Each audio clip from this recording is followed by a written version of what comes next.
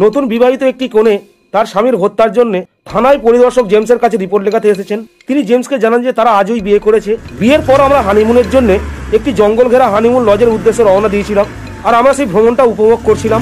কিন্তু যখনই আমরা সেই বনের ভিতরে গেলাম, আর সেই বনের ভিতরে গিয়ে কাদায় আমাদের গাড়িটি আটকে গেল, আর বহু চেষ্টার পরও কাদা থেকে আমাদের গাড়িটি আমরা বের করতে পারলাম না।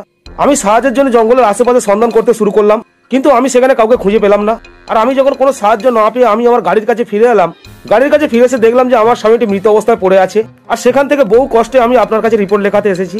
এই নববিবাহিতা কনের কথা শুনে আর আশপাশের সমস্ত কিছু বিশ্লেষণ করে আপনি কি অনুমান করতে পারছেন যে মেয়েটি সত্যি বলছে না মিথ্যা বলছে?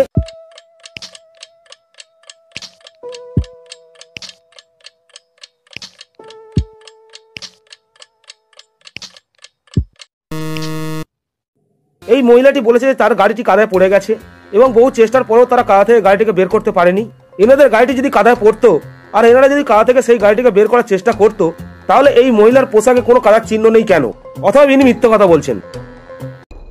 মাইক আর স্টিভ নামে দুজন প্রতিবেশী ছিলেন। আজ মাইক তার গাড়িটির পরিবর্তে তার স্কুটি নিয়ে তার অফিসে যায়। তিনি যখন অফিস থেকে বাড়ি ফিরলেন, তখন তিনি দেখতে পেলেন যে তার গাড়িতে কেউ স্ক্র্যাচ করেছে। তিনি তার স্ত্রী এবং দুটি বাচ্চাকে ডেকে জিজ্ঞাসা করে যে তার গাড়িতে কে স্ক্র্যাচ করেছে। স্ত্রী বলে, আমি সুপার মার্কেটে গিয়েছিলাম শপিং এর জন্য, এই সবেমাত্র ফিরেছি, স্ক্র্যাচ সম্পর্কে আমি কিছু জানি না। কন্যা বলে, আমি পুরো দিন আমার বন্ধুর বাড়িতে পড়াশোনা করছিলাম, সবেমাত্র বাড়ি ফিরে আমি এই স্ক্র্যাচগুলি দেখলাম।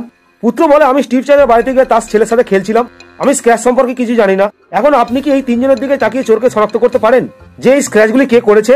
স্ত্রী, পুত্র না কন্যা?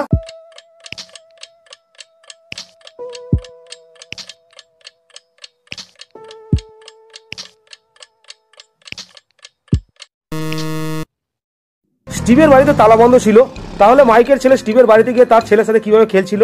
অথবা তার পুত্র মিথ্যে কথা বলছে, তার পুত্রই এই স্ক্র্যাচগুলি করেছে।